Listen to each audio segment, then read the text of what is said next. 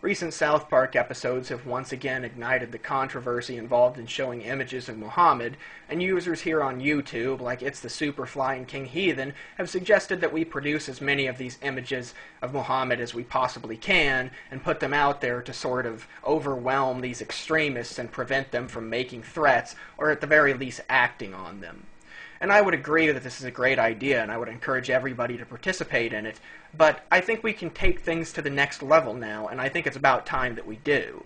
What I'm talking about is we need to find an individual with the means, or a company that has the guts, to actually mass-produce masks of Muhammad, much like the V for Vendetta masks that were used during Anonymous's protests of Scientology. And I realize that there's significant more risk involved with protesting this aspect of Islam than there is with Scientology and everything that was done with the Anonymous movement. But the principles we're fighting for and defending are still very much the same. You know, you have the right to protest something if you don't like it. You have the right to be offended, but you don't have the right not to be offended. And no idea is above criticism.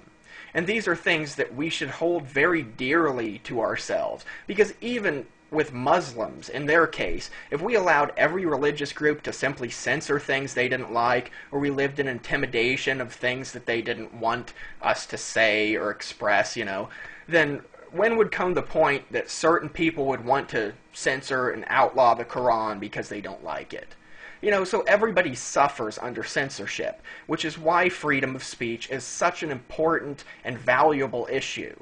And so I think if we actually organize protest rallies in public with people wearing Muhammad masks, this would be far more effective than anything of putting images out on the internet, because the internet already has plenty of those images, and it doesn't seem to have done much of a difference, in my opinion.